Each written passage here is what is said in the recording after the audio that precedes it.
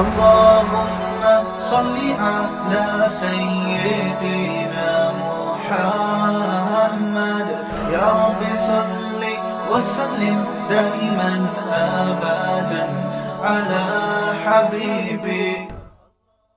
راستے پر آ جائیں تو اس پر آپ ان سے کوئی اجر کا مطالبہ یعنی اجرت کا کمیشن کا مطالبہ نہیں کر رہے. اس پر میں نے پچھلے ہفتے بہت تفصیل سے بیان کیا تھا کہ جو بھی حق کی دعوت دے رہا ہے، اسلام کی دعوت دے رہا ہے، اس دعوت میں اس کا ذاتی مفاد نہیں ہونا چاہیے. ذاتی مفاد جب شامل ہو گیا تو دعوت میں جان ختم.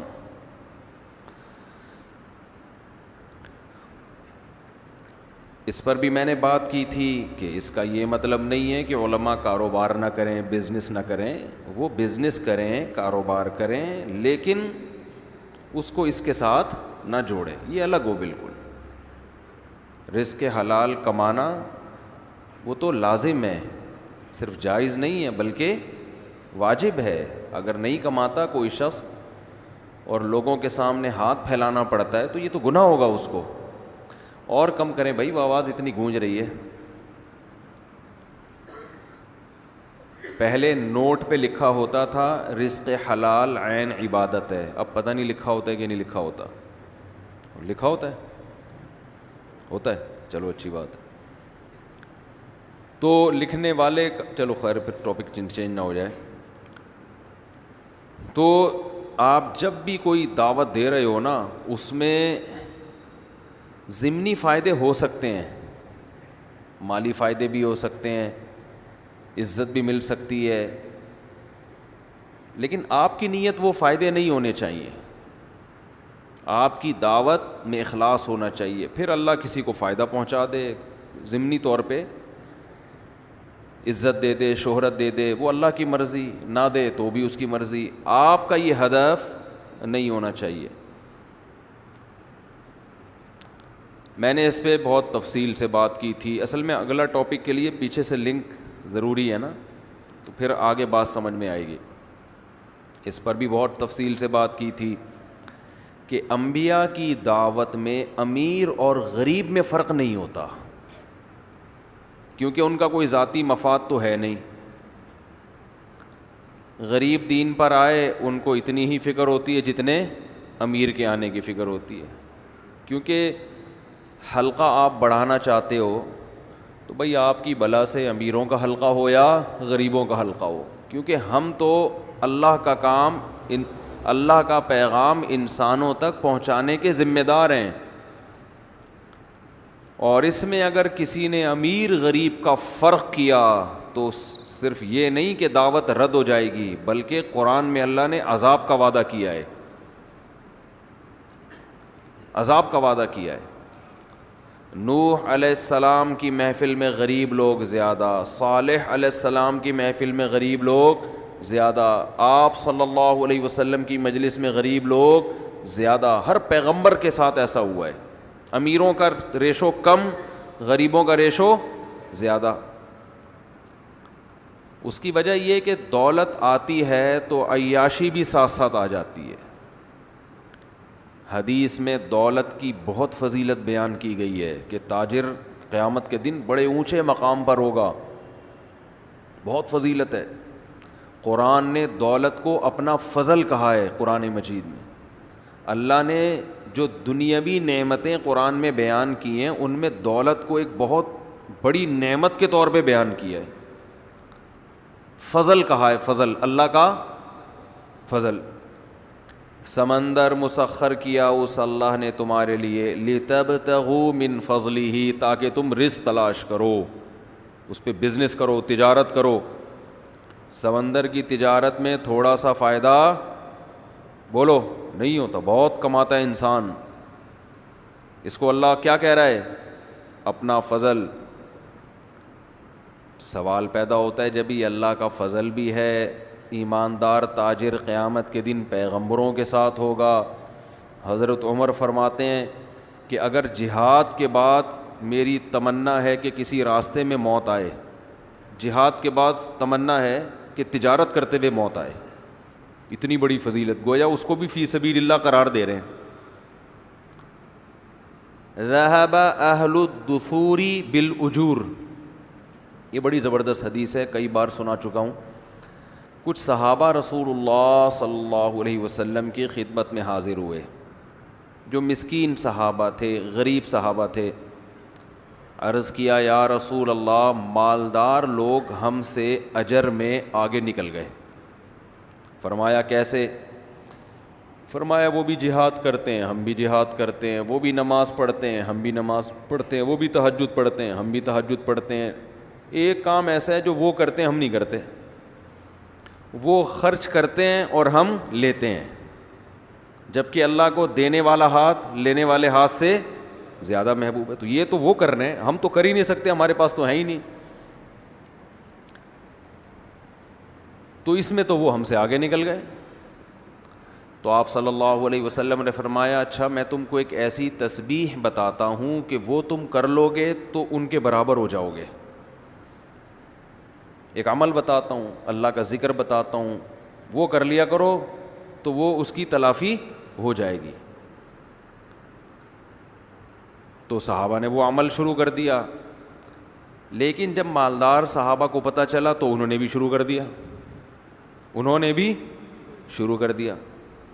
پھر یہ غریب صحابہ دوبارہ آئے نبی صلی اللہ علیہ وسلم کے پاس کہ یہ تو وہ انہوں نے بھی کر لیا۔ میری اصطلاح ہے نا کہ گورنمنٹ کی طرف سے کوئی پابندی تھوڑی ہے بھئی یہ عمل وہ کر رہا ہے تو وہ بھی کر لے، نہ اللہ کی طرف سے کوئی پابندی ہے۔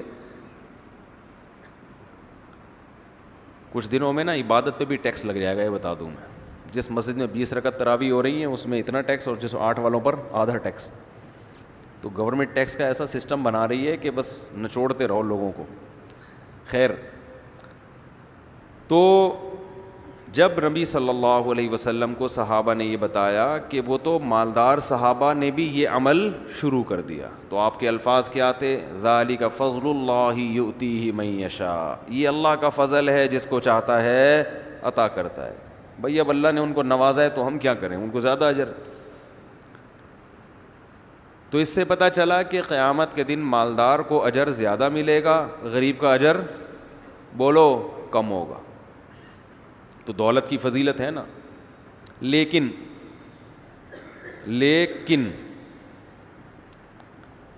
مالدار کو جنت اوپر کی تو ملے گی، مگر ملے گی بہت تھوڑے لوگوں کو، سمجھ رہے ہیں نا۔ غریب آدمی پریشان ہوتا ہے نا کہ یہ کیا ہو گیا بھائی، ہم تو پیچھے رہ جائیں گے۔ آپ قیامت کے دن شکر ادا کریں گے کہ اللہ نے مجھے غربت میں ہی رکھا، پیسہ دے کے آزمائش میں نہیں ڈالا۔ کیونکہ جن صحابہ کے پاس دولت تھی نا، ان میں یہ جذبہ تھا کہ انہوں نے یہ عمل کیا تو ہم بھی کر لیں۔ آج جب پیسہ آتا ہے تو عیاشی بھی ساتھ ساتھ آ جاتی ہے، پیسے کے ساتھ ٹائم پہ نماز پڑھنا، پیسے کے ساتھ بوڑھے ماں باپ کی چک چک برداشت کرنا بہت مشکل کام ہے۔ غریب آدمی تو سارے اس دن چک چک برداشت ہی کرتا رہتا ہے، تو بوڑھے ابا کو بھی پال لے گا گھر میں، کیا خیال ہے بھائی؟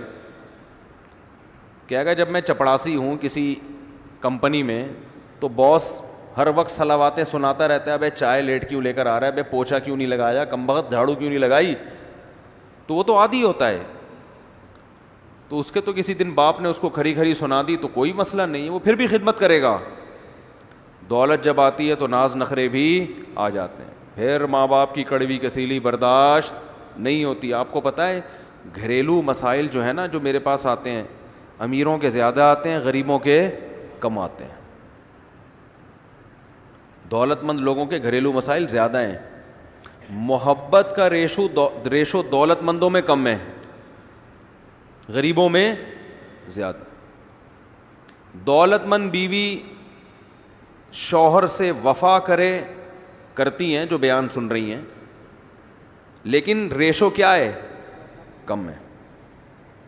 غریب لڑکی شوہر سے وفا کرے، اس کا تناسب بولو زیادہ ہے۔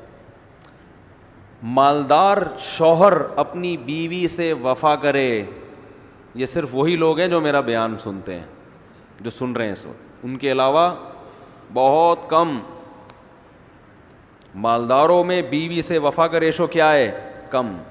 کیونکہ اتنا پیسہ ہے کہ دفتروں میں لڑکیاں دائیں بائیں گھوم رہی ہیں, جہاں جا رہے ہیں جب پتہ چلتا ہے نا پینٹ میں پیسے ہیں, 5-6 ویسے ہی پیچھے اس پینٹ کو دیکھنے کے لیے پیچھے لگ جائیں گے. ان کو پینٹ بہت اچھی لگتی ہے چاہے وہ لنڈے کی ہو,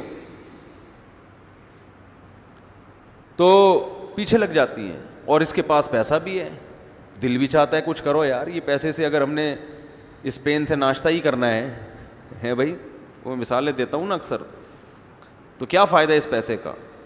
تو ان میں بیوی سے وفا کا ریشو بولو کم, غریبوں میں زیادہ. غریب آدمی کو پتہ ہے یہ بھی چھوٹ گئی تو دوبارہ نہیں ملنے والی, ٹھیک ہے نا, یہ بھی ہاتھ سے گئی تو یہ بھی ان کا استخارہ پازیٹیو آ گیا تھا تو مل گئی ہے, ورنہ جو میری ارننگ تھی اس حساب سے یہ بھی ملنے والی نہیں تھی, استخارے کی وجہ سے ملی ہے یہ.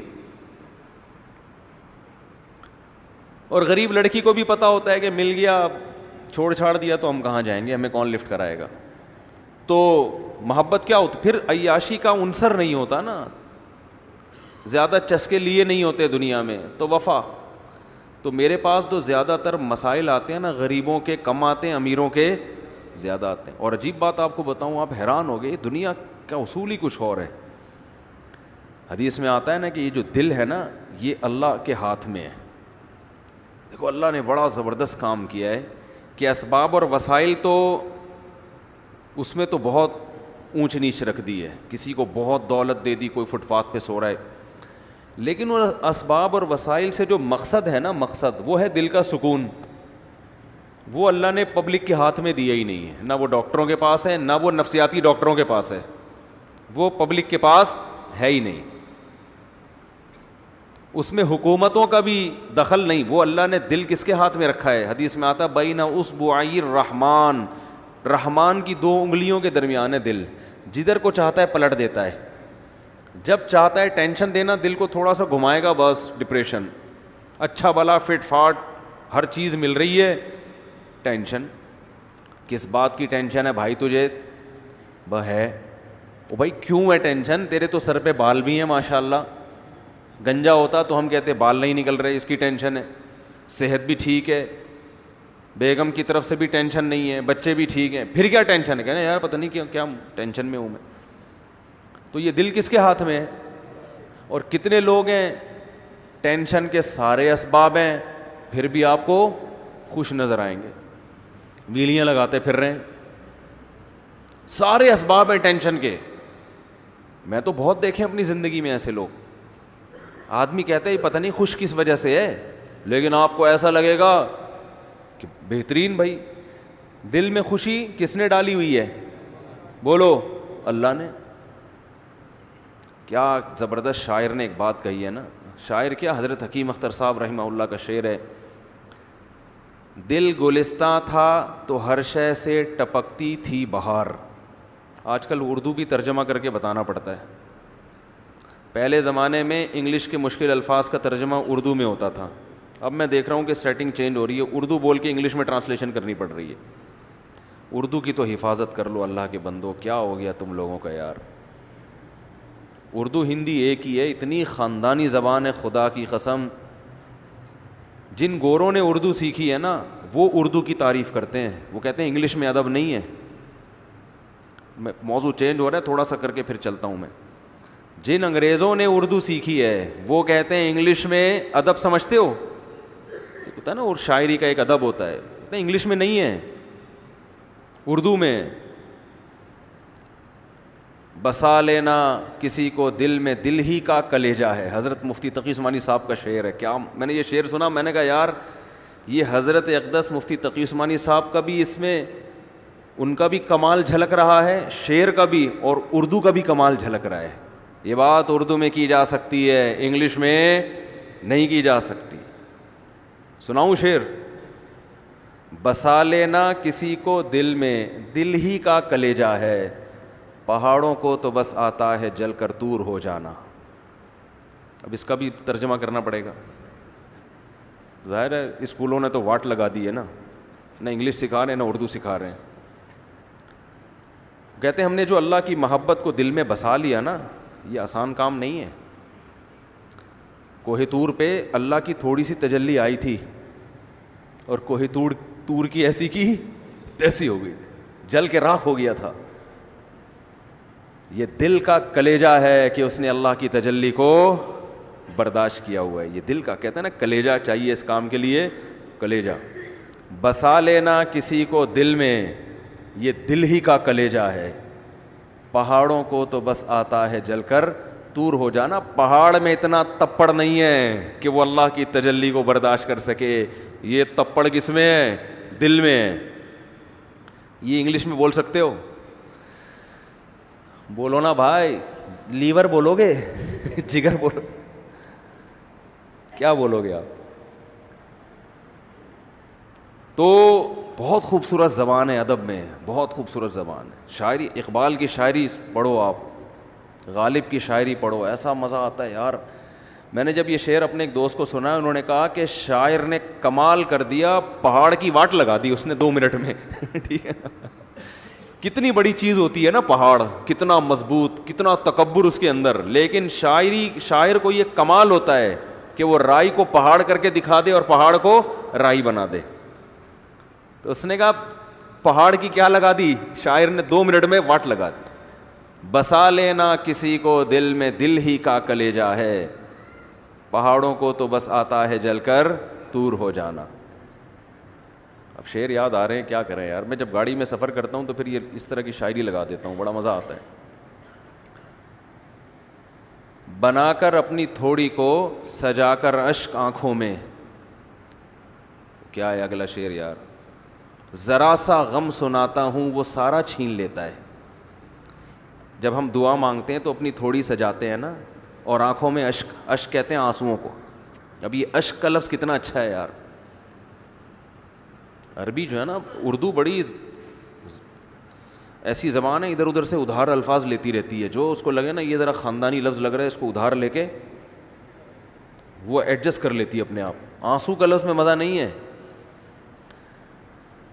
کہتے ہیں کہ بنا کر اپنی تھوڑی کو, یعنی اللہ کے سامنے جب اپنی تھوڑی بنا کے رکھتا ہوں, سجا کر اشک آنکھوں میں, آنکھوں میں آنسو سجا لیتا ہوں. ذرا سا غم سناتا ہوں وہ سارا چھین لیتا ہے. اللہ کو تھوڑے سے اپنے دکھڑے سناتا ہوں, پورے سنائی بھی نہیں تھے, لیکن اسی سنانے کے دوران غم سارے کیا ہو جاتے ہیں, ختم ہو جاتے ہیں. مجھے حاجت نہیں اپنی کہ پوچھوں ذائچہ اپنا, جو دشمن ہو فلک میں. کیا ہے یار, ایک تو موقع پہ چیزیں بھی یاد نہیں آتی. جو دشمن ہو فلک میں وہ ستارہ چھین لیتا ہے.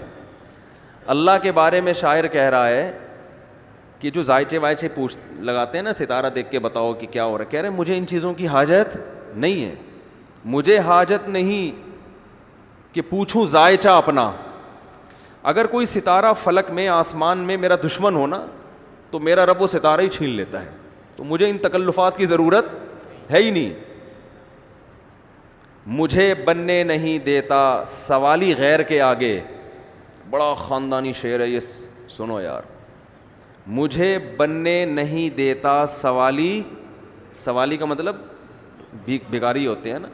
مجھے بننے نہیں دیتا سوالی غیر کے آگے, مجھے چلنا سکھانے کو سہارا چھین لیتا ہے.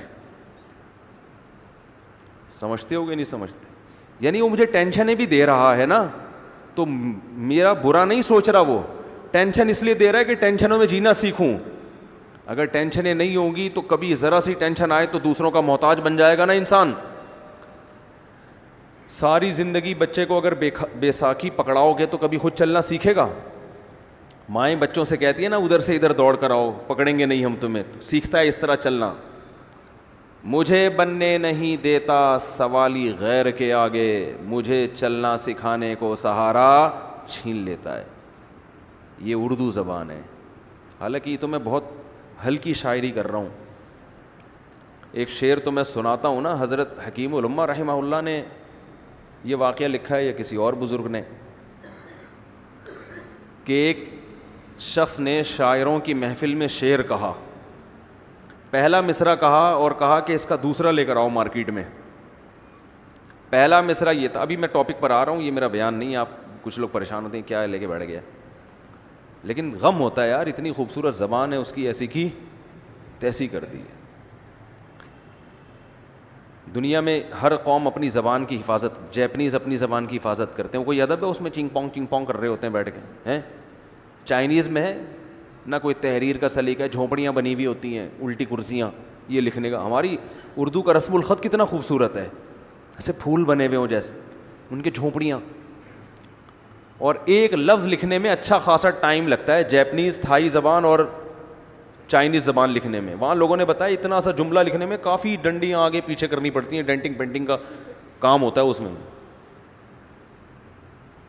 ہم مختصر لفظوں میں اپنی بات کو, عربی رسم الخط بہت زبردست رسم الخط ہے, خوبصورت ہے. یہ خوبصورت رائٹنگ میں آپ کسی بھی زبان میں کچھ لکھا ہوا دیکھو اور پھر عربی رسم الخط میں دیکھو, جس کو جو اردو بھی ہے, آپ کو اردو میں وہ رسم الخط بہت خوبصورت نظر آ رہا ہوگا, بڑا پیارا لگ رہا ہوگا. خیر, تو شاعر نے پہلا مصرع کہا, کوئی نہیں جو یار کی لادے خبر مجھے, کوئی نہیں جو یار کی لادے خبر مجھے, یعنی محبوب سے جدائی ہو گئی, یہ پتہ نہیں کدھر دفع ہو گیا ہے. یہ بھی ادب ہے ایک, ٹھیک ہے نا, پتہ نہیں کہاں کتنے بڑھ گیا ہے. کوئی نہیں جو یار کی لادے خبر مجھے, اس نے کہا اس کا دوسرا لگاؤ. تو کہتے ہیں ایک نوجوان نے دوسرا مصرع لگایا ہے, اس کو نظر لگی اور وہ مر گیا. یعنی وہ اتنا ٹائٹ اس نے شعر جوڑ دیا نا کہ اس کو نظر لگ گئی اسی وقت. اس نے فوراً برجستہ یہ شعر کہا, اے سیل اشک تو ہی بہا دے ادھر مجھے. یعنی میں اپنے محبوب کی یاد میں رو رہا ہوں اور کہہ رہا ہوں کہ مجھے یار کی خبر لے کر دو. تو اے سیل اشک, آنکھوں کے جو, میری آنکھوں سے جو سیلاب بہہ رہا ہے نا آنسوؤں کا, تو ہی اتنا, یہ اتنا سیلاب ہے, اس سے ریکویسٹ کر رہا ہے کہ تو اسی میں بہا کے مجھے کہاں لے جا, محبوب سے ملا. تو اس میں بہت زبردست باتیں کر دی ہیں اس نے. اس میں یہ بھی بتا دیا کہ میں تھوڑا نہیں رو رہا, میں اتنا رو رہا ہوں کہ میرے آنسوؤں کا سمندر بن گیا, دریا بن گیا ہے. اور یہ مطلب نہیں ہے کہ میں اس دریا میں تیر کے جاؤں گا, مطلب یہ کہ اتنے رونے پر تو کسی نہ کسی کو ترس آ ہی جاتا ہے, اللہ کو ترس آ جاتا ہے یا محبوب کو ترس آ جاتا ہے. تو یہ آنسو ذریعہ بن جائیں گے محبوب تک پہنچنے کا. تو اب تو مجھے کوئی میرے پاس ان آنسوؤں کے سوا کوئی آسرا نہیں ہے, یہ آنسو ہی مجھے وہاں تک پہنچائیں گے, اس کے علاوہ میرے پاس کوئی آپشن نہیں ہے. ایسا خاندانی شعر لے کر آؤ مارکیٹ میں. لیکن آج اردو کی جو واٹ لگی ہے نا وہ بھی میں بتا دوں. ہمارے حضرت فرمایا کرتے تھے کہ ایک شاعر نے ایک شعر کہا اللہ کی محبت میں کہ پتہ نہیں ایک طرفہ تماشا ہے کہ دریا بحباب اندر, حباب کہتے ہیں بلبلے کو, کہ ایک عجیب تماشا ہے کہ اللہ کی محبت میرے دل میں, دل تو چھوٹی سی چیز ہے اور اللہ کی محبت بہت بڑی چیز.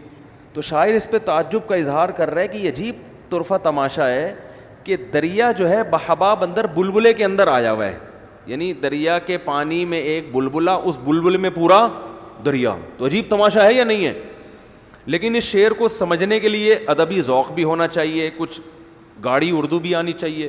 تو ایک شاعر نے جب یہ شعر پڑھا کہ طرفہ تماشا ہے دریا بحباب اندر, تو باقی شاعروں نے تو سبحان اللہ کہہ دیا. ایک آدمی جو گنوار دیہاتی وہ ہاں وجد میں نا کلا بازیاں کھا رہا ہے, ابے کیا شعر کہا ہے یار, زبردست. لوگوں نے کہا یار یہ شعر تو, اس کا تو مینٹل لیول بہت, اس کو سمجھنے کے لیے مینٹل لیول کافی اونچا ہونا چاہیے. بڑے بڑے شاعر بیٹھے ہیں, انہوں نے صرف اتنی سی داد دی کہ واہ واہ, بس. کوئی اتنا ہائی فائی شعر نہیں ہے کہ کلابازیاں کھانا شروع کر دو. تو اس میں کون سی اتنی باریکی ہے, لیکن کلابازیاں بھی وہ کھا رہا ہے جو بالکل گنوار, جس کو اردو ادب سے ذرا بھی واقفیت ہے ہی نہیں. تو اس کی سمجھ میں اتنا زیادہ کیسے آ گیا؟ یہ آج جو اردو کی واٹ لگ رہی ہے نا وہ بتا رہا ہوں میں. اس کو بلایا گیا, بھائی تو نے ایسے کون سے رموز ہیں, کون سے ایسے اشارے ہیں جو تجھے اس شعر میں ملے جس کی طرف ہماری توجہ بھی نہیں گئی. یعنی کہ بعض دفعہ شاعر کو بھی نہیں پتا ہوتا کتنا قیمتی کلام اس نے کہا ہے, تو شاید کوئی اس کو الہام ہوا ہو کہ بھائی اس شعر میں ایسے رموز و اوقاف ہیں کہ بڑے بڑے شعراء کی اس کی طرف توجہ نہیں گئی. تو اس سے بلایا گیا, شاعر بھی بعد اب بیٹھ گئے, بھائی یہ کو بہت ہی پہنچے ہوئے بزرگ ہیں شاعری میں, ہم تو ان کے خاک کے برابر بھی نہیں, ان کو تو وجد آ گیا, کلابازیاں کھا رہے ہیں. تو بھائی کیا اس شعر میں, اس نے کہا, دیہاتی نے کہا, اتنا زبردست شعر میں نے آج تک زندگی میں نہیں سنا.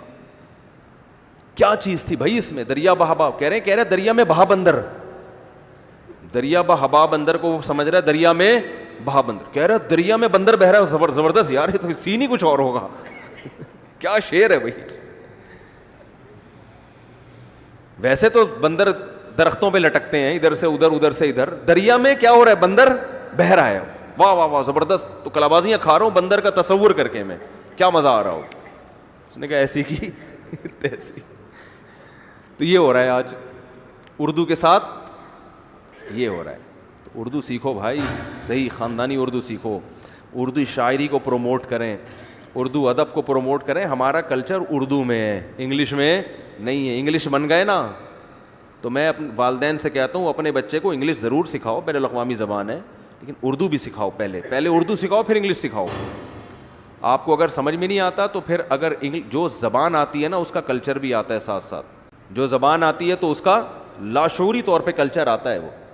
تو آپ نے اگر اردو نہیں سکھائی, صرف عربی سکھائی نا, تو اس بات کا پورا امکان ہے کہ بوڑھے ہونے پر بچہ آپ کو اولڈ ہاؤس میں جمع کرا دے, کیونکہ انگلش کا یہی کلچر ہے. بچہ کہاں جائے گا, بولتے کیوں نہیں, ابا کہاں جائیں گے بڑھاپے میں. میں نہیں کہہ رہا لازمی ایسا ہوتا ہے, لیکن اس کا چانس ہے, کیونکہ انگلش کلچر یہی ہے, انگلش کلچر یہی ہے. اردو میں ایسا ابھی تک ہمارے علم میں نہیں ہے, بہت کم ہوتا ہے لیکن زیادہ تر نہیں ہوتا. خیر, تو میں یہ عرض کر رہا تھا کہ نہ دولت کمانا منع ہے, لیکن دولت کے ساتھ عیاشی آتی ہے, دولت کے ساتھ طغیانی آتی ہے. قرآن کہتا ہے کہ وَلَوْ بَسَطَ اللَّهُ الرِّزْقَ لِعِبَادِهِ لَبَغَوْا فِي الْأَرْضِ. اللہ اگر سب کو مالدار بنا دیتا نا, زمین میں سرکشی بڑھ جاتی, سب میرے نافرمان ہو جاتے. تو اس لیے دولت ایک فضیلت ہے, لیکن جب شکر کی توفیق ملے, اور شکر آسان کام نہیں ہے. تو اس لیے جس کو اللہ نے غریب بنایا وہ شکر ادا کرے کہ بھائی میرے جہنم میں جانے کے چانسز کیا ہیں, کم ہیں جہنم, اور میرا حساب بھی ہلکا ہوگا.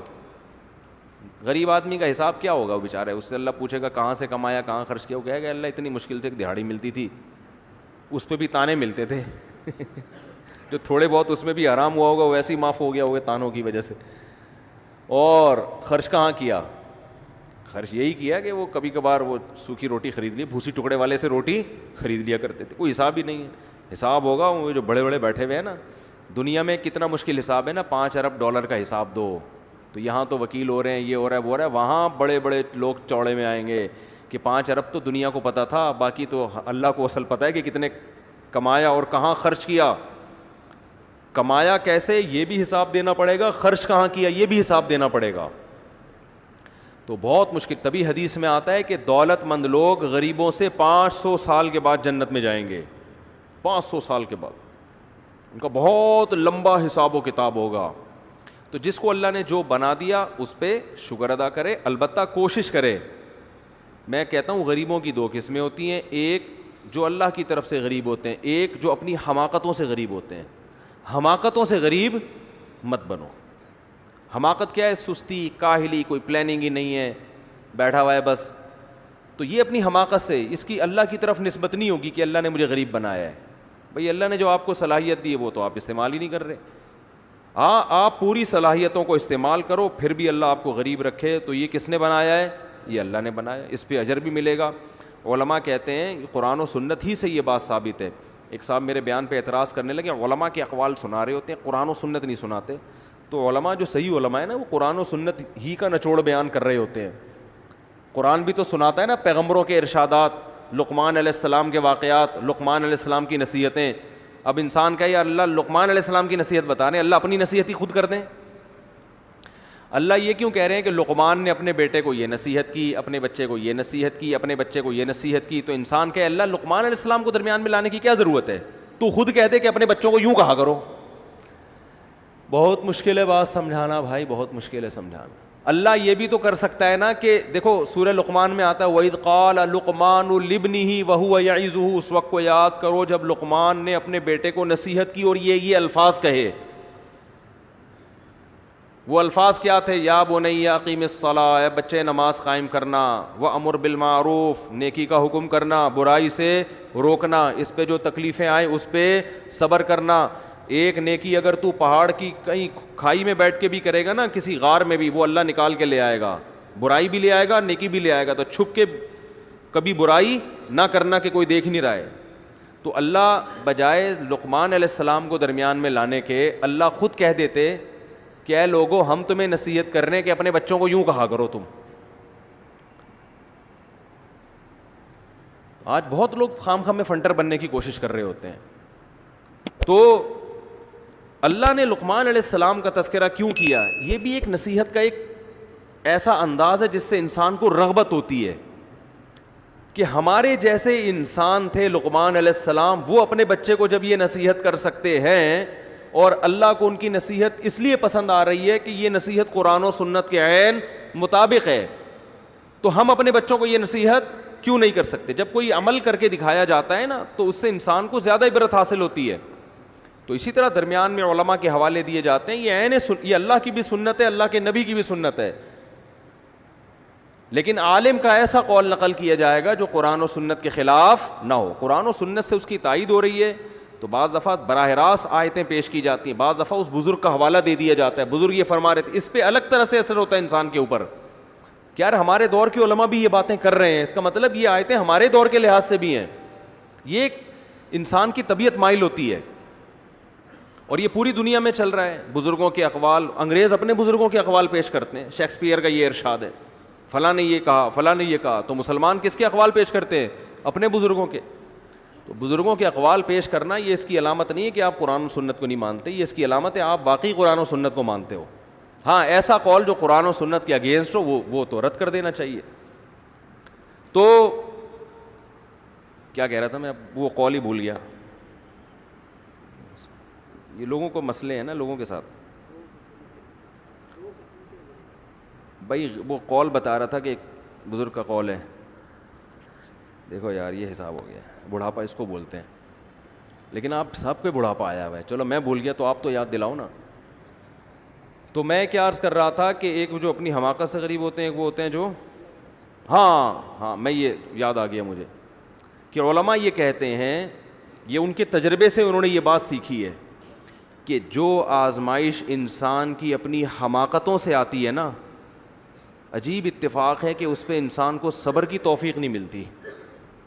یہ ایک تجربے کی چیز ہے، صبر کی توفیق بھی نہیں ملتی اور بھی اس کی روحانی برکتیں حاصل نہیں ہوتی. لیکن جو ٹینشنیں گاڈ کی طرف سے، اللہ کی طرف سے ہوں، خدا کی طرف سے ہوں، ان ٹینشنوں میں صبر کی توفیق بھی ملتی ہے اور انسان بہت کچھ سیکھتا بھی ہے اس سے. تو اگر غربت اللہ کی طرف سے ہے، اس میں آپ بہت کچھ سیکھو گے، بہت فائدہ ہوگا، صبر کی توفیق ملے گی. اپنی حماقتوں سے ہے تو اس غربت میں آپ کو صبر کی توفیق نہیں ملے گی، آپ ڈپریشن اور اسٹریس کی طرف جاؤ گے آپ.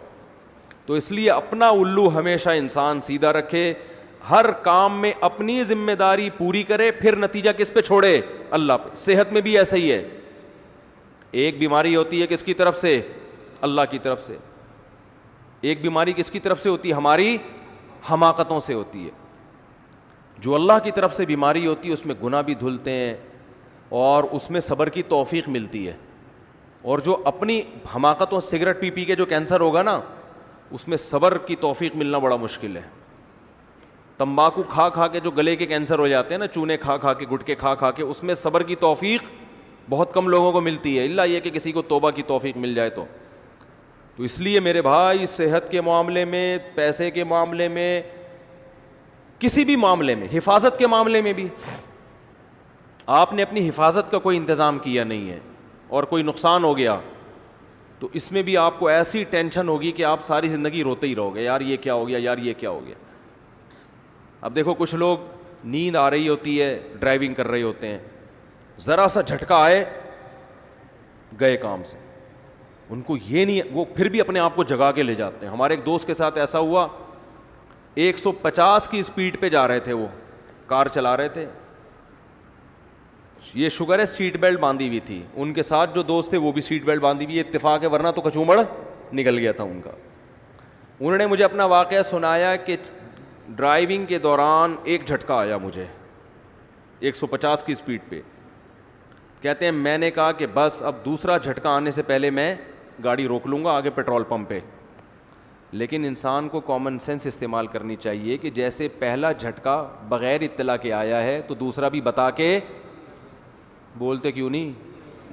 تو نیند کا تو پہلا جھٹکا جب آئے تو آپ گاڑی سائڈ پہ لگا دو, بس سو جاؤ, کچھ بھی کرو آگے نہیں لے کے جاؤ. انہوں نے نہیں کیا. یہ 40 لاکھ کی 0 میٹر گاڑی خریدی تھی انہوں نے, اور وہ بھی 6-7 سال پرانا واقعہ, تو اس وقت 40 لاکھ آج کے 60-70 کے برابر تو ہوں گے. تو 150 کی اسپیڈ پہ کہتے ہیں پہلا جھٹکا آیا تو میں نے کہا اب نہیں آنے دوں گا, بس پیٹرول پمپ تک پہنچ جاؤں. لیکن کیا ہوا ہے, اس سے پہلے دوسرا جھٹکا بھی آ گیا, اور 150 پہ جب جھٹکا آیا ہے تو گاڑی نے 5-6 قلابازیاں کھائی ہیں.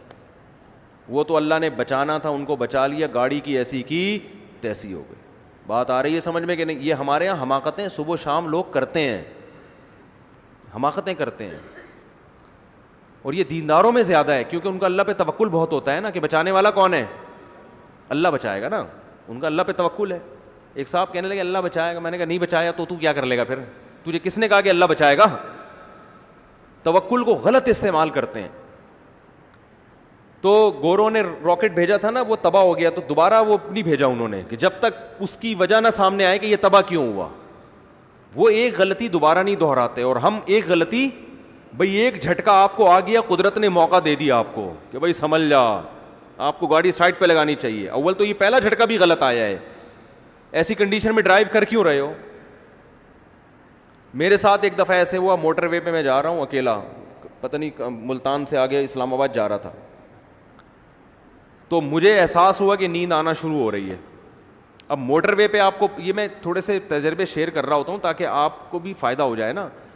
تو موٹر وے پر جب آپ کو نیند آئے تو وہاں سائڈ پہ گاڑی لگا کے آسان نہیں ہے نا, وہ تو کوئی ہوٹل ہی پہ روکنا پڑتا ہے آپ کو.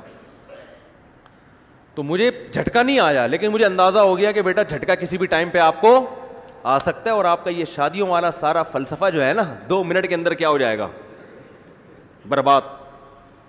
لوگ بولیں گے 3 کو بیوہ کر کے نکل گیا. تو میں نے پھر کیا کیا, میں کافی کبھی بھی نہیں پیتا, چائے سے جان چھڑانا مشکل ہو رہا ہے, لوگ کافیوں کے مشورے دے رہے ہوتے ہیں. کافی تو بہت خطرناک چیز ہے, چائے سے بھی زیادہ. لیکن میں نے کیا کیا, میں نے کہا بھائی 3-4 کلومیٹر رہ گیا, وہ لکھا ہوا آ رہا تھا قیام و طعام, تو 3-4 کلومیٹر تک رسک لینا بہت مشکل ہے. نیند آ رہی, جھٹکا نہیں آیا تھا ابھی. تو میں نے کیا کیا, زور زور سے نا میں نظمیں پڑھنا اپنی آواز میں شروع کر دی میں نے. مجھے اگر کوئی اس وقت دیکھتا تو بولتا یہ مفتی صاحب پاگل ہو گئے ہیں, یہی ہوتا ہے 3 کرنے کے بعد انسان کا حال, وہ یہ بولتے. ایسے میں چیخ چیخ کے شاعری پڑھ رہا ہوں نا, بسا لینا کسی کو دل میں دل ہی کا کلیجا ہے, پہاڑوں کو تو بساتا ہے جل کر تو, کوئی بات نہیں آپ پاگل بن جاؤ تھوڑی دیر کے لیے, یہ اس جب 4 دفعہ لڑکو گے نا اس سے بہتر ہے. ویسے تو گاڑی کے شیشے بند تھے, لیکن اگر کوئی بیٹھا ہوا ہوتا دیکھ لیتا تو بولتا ہے یہ کیا ہو گئے مفتی صاحب, پاگل ہو گئے ہیں. ایسے چیخ رہا ہوں میں, ہاں وہ زور زور تھے. تو میں اتنا زور زور سے چیختا رہا ہوں, اور بالآخر میں قیام و طعام تک الحمدللہ چیخ چیخ کے پہنچا ہوں. اس کے علاوہ میرے پاس کوئی آپشن تھا نہیں. وہاں جا کے میں نے بے انتہا کڑک سی کافی پی ہے, اس لیے کہ اب تو بڑی مصیبت سے بچنے کے لیے چھوٹی مصیبت نا. کافی بھی نقصان دہ, مگر اتنی تو نہیں کہ گاڑی کلابازیاں کھا جائے آپ کی, ٹھیک ہے نا. پھر میں نے وہ کافی پی اور تھوڑا سا, اور جب عادت نہ ہو نا کافی پینے کی تو اثر بھی بہت زیادہ کرتی ہے. پھر اس کے بعد ہم آرام سے تمیز سے مقام تک پہنچے. تو آپ اپنی حفاظت کا بھرپور انتظام کرو, پھر بھی اگر ایکسیڈنٹ ہو جائے تو وہ اللہ کی طرف سے, وہ کس کی طرف سے ہے, وہ اللہ کی طرف سے. ہمارے یہاں تو زیادہ تر آپ کی طرف سے ہو رہے ہوتے ہیں, اور کھاتے میں کس کے ڈال رہے ہوتے ہیں کہ اللہ کا یہی منظور تھا, حضرت کی ہڈیاں ٹوٹنی تھیں, اللہ کو یہی منظور تھا, حضرت کا قیمہ بننا تھا ٹرک کے نیچے آ کے, یہی منظور تھا اللہ کو. تو اللہ کو یہ منظور نہیں تھا بھائی, تمہیں یہ منظور تھا, تو اللہ نے کہا چلو تم ایسے ہی چلنا چاہتے ہو, چلو آ جاؤ اسٹیکر بن جاؤ ٹرک کے نیچے آ کے, جب تم خود چاہتے ہو ٹھیک ہے نا, جب تم خود چاہتے ہو کراچی کے ٹرک کے نیچے آ کے اسٹیکر بننا, یہی ہوتا ہے نا, اسٹیکر بن جاتا ہے آدمی کراچی کے جو اتنے بڑے بڑے وہ جا رہے ہوتے ہیں. تو ڈرائیونگ میں احتیاط نہیں ہے, اور اللہ بھلا کر پھر بھی ہو جاتے ہیں ایکسیڈنٹ, وہ اللہ کی طرف سے. نہ صحت کے معاملے میں احتیاط ہے, نہ جناب نبی صلی اللہ علیہ وسلم تو فرما رہے ہیں کہ رات کو چراغ کو گل کر کے سو, بند کر کے سو, کیونکہ چوہا بعض دفعہ وہ چراغ گرا دیتا ہے, گرائے گا تو آگ لگ جائے گی کہیں, حالانکہ چوہا آنے کا امکان کتنا کم ہے, پھر اس کا چراغ کے پاس سے گزرنے کا, پھر اگر گرا بھی دے تو گر کے بجھ جائے گا. چادر تو چراغ سے دور ہوتی ہے, لیکن نہیں بھائی وہ کھسکا کے بھی لے جا سکتا ہے اس طرف کو, کچھ بھی کر سکتا ہے. اس امکان کی بیس پہ بھی کہ بھی رات کو اب آگ کی آپ کو ضرورت کیا ہے, تو پوری رات کیونکہ آگ جلی ہوگی, آپ غافل ہو کے سو رہے ہوگے, جاگتی حالت میں بہت کچھ ہو سکتا ہے. تو اتنی احتیاطیں قرآن کیا کہہ رہا ہے, خذو حذرکم, اپنے بچاؤ کو لازم پکڑو, اپنے بچاؤ کی تدبیریں کرو. تو ہمارے یہاں توکل کا ایسا غلط مفہوم ہے کہ اللہ کی پناہ ہے, خود بھی مر رہے ہیں دوسروں کو بھی مار رہے ہیں. شوگر کا مریض 3 6 لڈو کھا رہا ہے کہ موت زندگی کس کے ہاتھ میں ہے, اللہ کے ہاتھ. تو یقیناً اللہ کے ہاتھ میں ہے, اور اسی طرح اللہ کے ہاتھ میں کہ جو لڈو کھائے گا اللہ اس کو کیا کرے گا, مارے گا, کہ اللہ کے ہاتھ میں ہے نا. تو اللہ نے کہا ہے کہ میرے ہاتھ میں ہے, تجھے میں نہیں چھوڑوں گا, تجھے تو میں ماروں گا. تو شوگر کا مریض ہو کے کیا کر رہا ہے, لڈو کھا رہا ہے تجھے, تو وہ اللہ تو مارتے ہیں اس کو پھر. تو بہت زیادہ ان چیزوں میں احتیاط کی ضرورت ہے. خیر, تو میں جو اصل بات کی طرف آ کے بس بات کو سمیٹتا ہوں. آج میرا گلا بھی کافی بیٹھا ہوا ہے, تھوڑی سی طبیعت, گلا جو ہے نا وہ خراش ہے, تو میں نے سوچا تھا بہت مختصر بیان کروں گا آج. تو اللہ کی نظر میں اگر آپ دعوت کے کام میں مالداروں کو زیادہ فوکس کر رہے ہو, غریبوں کو کم, تو اس کا مطلب کیا ہے کہ آپ کی دعوت میں اخلاص نہیں ہے. ہاں یہ البتہ ایک ضرور ہے کہ قوم کے کسی ایسے لوگوں پر محنت کرنا کہ ایک آدمی کے سدھرنے سے پورا ادارہ سدھر جاتا ہے, اس نیت سے اگر کوئی بڑوں پر محنت کر رہا ہے اور اس کی طبیعت میں لالچ نہیں ہے, تو یہ صرف جائز نہیں بلکہ سنت بھی ہے اور وقت کی ضرورت بھی ہے. جیسے بعض علماء بڑے بڑے حکمرانوں کے پاس ہمیشہ سے جاتے رہے ہیں کہ بھائی یہ ایک آدمی صحیح ہو گیا تو نیچے پوری قوم. جیسے آپ صلی اللہ علیہ وسلم نے جو ہے وہ ہرقل بادشاہ کو خط لکھا, بادشاہ کو فوکس کیا نا, اب پوری قوم کے پاس الگ الگ جا کے دعوت دیتے, ہر ایک کو لاکھوں کروڑوں خطوط لکھتے, تو آپ نے فرمایا بھائی بادشاہ صحیح ہو جائے گا تو پوری رعایا کیا ہو جائے گی, صحیح ہو جائے گی. تو اب یہ نہیں کہیں گے اچھا بادشاہ تو چونکہ پیسے والا ہے تو ہمارے نبی اس کو فوکس کر رہے ہیں, نہیں بھائی نبی کا کوئی اس میں ذاتی مفاد نہیں تھا. تو اسی طرح عرب کے سرداروں کو الگ سے آپ صلی اللہ علیہ وسلم نے بھی دعوت دی ہے, لیکن آپ کی دل کی نیت میں لالچ نہیں ہونی چاہیے آپ کی. اور اس میں بھی شرط یہ ہے کہ طلب والے کو پہلے ترجیح دینی پڑے گی. اگر کوئی غریب آپ کے پاس آتا ہے جو سیکھنا چاہتا ہے تو آپ اس کو چھوڑ کے مالدار کے پاس نہیں جا سکتے, کیونکہ اسلام یہ کہتا ہے کہ جو پہلے سیکھنے کی خواہش رکھتا ہے اس کا حق پہلے, کیونکہ وہ تو بچنا چاہتا ہے. آپ کلینک کھول کے بیٹھے ہیں, ایک پیشنٹ آپ کے پاس علاج کرانے آتا ہے, دوسرا پیشنٹ آپ کو ڈاکٹر مانتا ہی نہیں ہے. جو علاج کرانے آ رہا ہے اس کا علاج کر نہیں رہے, اور جو آپ کو سرے سے ڈاکٹر ہی نہیں مانتا اس کے گھر بیل بجا بجا کے آپ کیا کر رہے ہیں, اس کو ٹیکا لگانے کی کوشش کر رہے ہیں. تو پہلے بھائی اس کا حق پہلے ہے نا, اس کا حق تو پہلے ہے. اسلام بھی یہ کہتا ہے کہ جو آپ سے سیکھنے کے لیے آ رہا ہے اس کا حق پہلے. ہمارے نبی صلی اللہ علیہ وسلم بہت زیادہ غرباء اور مساکین صحابہ کا خیال کیا کرتے تھے. عبداللہ ابن ام مکتوم رضی اللہ تعالیٰ عنہ غریب بھی تھے, نابینا بھی. جب وہ آتے نا مجلس میں آپ ان کے استقبال میں کھڑے ہو جاتے. کیوں؟ اس لیے کہ ایک دفعہ عبداللہ بن ام مکتوم رضی اللہ تعالیٰ عنہ نبی کی محفل میں آئے تو آپ کو ناراض ہو گئے آپ صلی اللہ علیہ وسلم کہ بھائی میں عرب کے سرداروں کو لے کے بیٹھا ہوا ہوں اور یہ میری محفل میں آ کے یہ اب میری توجہ اپنی طرف کر رہے ہیں, اور مجھے یہاں سے کیا, ان لوگوں کو تو اتنی مشکل سے میں نے بٹھایا, یہ جو دولت مند لوگ ہیں. لیکن اللہ کو اس پہ کیا آیا, اللہ نے ناراضی کا اظہار کیا. عبس وتولی ان جاءہ الاعمی, کہ نبی کے چہرے پہ سلوٹیں آ گئیں, نبی نے رخ پھیر لیا اس بیس پر کہ ایک نابینا آپ کے پاس آیا. تو اللہ تعالیٰ کیا کر رہے ہیں, ہمارے نبی صلی اللہ علیہ وسلم کو تنبیہ کر رہا ہے کہ آپ نے ان نابینا کے ساتھ ناگواری کا اظہار کیوں کیا. آپ کی دعوت تو تمام انسانوں کے لیے ہے, سردار اور غریب کا فرق اس میں نہیں ہے. وما یدریک لعلہ یزکا, آپ کو کیا پتا وہ آپ سے نصیحت سن کے ہدایت پر آ جاتا, وہ تو سیکھنے کے لیے آیا ہے. اور یہ جن لوگوں کو لے کے آپ بیٹھے ہوئے ہیں عرب کے سرداروں کو, انت لہو تصدا, یہ تو مستغنی ہے, یہ تو سیکھنا چاہتے نہیں ہیں, لیکن آپ ان کی ہدایت کے پیاسے ہیں. کیا عجیب تنبیہ ہے نا. لیکن اس تنبیہ کے بعد کیا ہوا, زندگی بھر جب بھی عبداللہ بن ام مکتوم آئے آپ ان کے استقبال میں کھڑے ہو گئے اور ان کا ایسا اکرام کیا, فرمایا ھذا الذی عاتبنی فیہ ربی, یہ ہے وہ شخص جس کی وجہ سے میرے رب نے مجھے ڈانٹا ہے. عتاب کا لفظی ترجمہ ڈانٹنا ہے. میرے رب نے مجھے ان کی وجہ سے کیا ہے, ڈانٹا. یہ اللہ کی نظر میں ان کا اتنا بڑا مقام ہے. ہمیں کوئی کسی کی وجہ سے ڈانٹ پڑے تو ہم کہیں گے اس کی وجہ سے ہوئی میری, ہم تو یہی کہیں گے نا میری بے عزتی کروائی تھی اس آدمی نے. دل میں نفرت آئے گی نا. لیکن نبی کے دل میں اللہ نے جب تنبیہ کی, عتاب کیا, تو نبی صلی اللہ علیہ وسلم کیا کر رہے ہیں, اکرام کر رہے ہیں. اس سے بہت اہم بات پتہ چلتی ہے, یہ دین کی دعوت دینے والوں کے لیے بڑی آزمائش ہے بھائی, بڑی آزمائش, کہ سب کو کیسے لے کے چلنا ہے ایکول. اس لیے ہمارے حضرت فرمایا کرتے تھے, ہمارے حضرت کی محفل میں بھی غریب زیادہ تھے, حالانکہ ہمارے حضرت خود بہت مالدار تھے.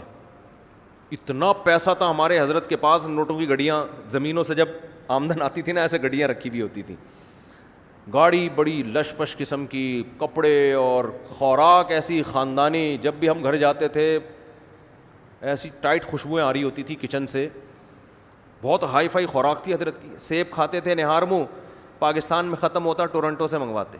وہ آیا تھا نا اسپین کا ناشتہ, تو ہمارے حضرت کے سیب جس ملک میں, یعنی اس پھل کا موسم یہاں ختم ہو گیا نا, تو حضرت آرڈر دیتے تھے جس ملک میں وہاں سے منگواؤ. سمجھ میں آ رہی ہے بات؟ اتنا بڑا سیٹ دیکھا آپ نے, یہاں سیب نہیں ہے تو ٹورنٹو سے منگواؤ بھائی, وہاں سے آئے گا سیب. سیب ناشتے میں کھانا ہے, ہاف بوائل انڈا کھانا ہے, سیب کھانا ہے, بادام کھانے ہیں, خوراک بھی اچھی. اور گھر کا اندر, گھر اپنا ذاتی نہیں بنایا, کیونکہ کہتے تھے مسافر خانہ ہے, اپنا گھر بنا کے کیا کرنا ہے. تو جو گھر تھا اسی کو بڑا خاندانی قسم کا ڈیکوریٹ کیا ہوا تھا. اے سی میں رہتے تھے ہر وقت. کسی ڈاکٹر نے کہا اے سی میں رہنا صحیح نہیں, حضرت فرمایا میری جان بھی اے سی میں ہی نکلے گی, ٹھیک ہے نا. یہ مشورے, ہاں اتنا ٹھنڈی ٹھنڈی ہوائیں آ رہی ہیں, آپ خام ہمیں گرمی میں. تو اور واقعی اے سی میں ہی حضرت کا انتقال ہوا ہے. تو ایسی خاندانی خوراک رکھی ہوئی, لیکن جو ساتھ اٹھنے بیٹھنے والے ان میں غریبوں کی فہرست, رکشے والے, جوڑیا بازار میں وہ کندھے پہ بوری پہ مال لوڈ کرنے والے. ہم حیران ہوتے اتنے بڑے سیٹ ہیں, لیکن مریدوں میں زیادہ تر, کچھ تو تھے بڑے ہائی فائی, لیکن زیادہ تر کون لوگ تھے, غریب غربا, رکشے والے, ٹیکسی والے, موچی, یہ لوگ زیادہ آتے تھے. کیونکہ حضرت کا بیان اتنا کڑک ہوتا تھا کہ ڈیفنس والا ٹھہرتا ہی نہیں تھا ویسے بھی. وہ اس کو ہضم ہی نہیں ہوتا تھا. وہ ڈیفنس والے وہاں ٹھہرنا ان کے لیے بہت مشکل تھا, ایسا کڑک بیان.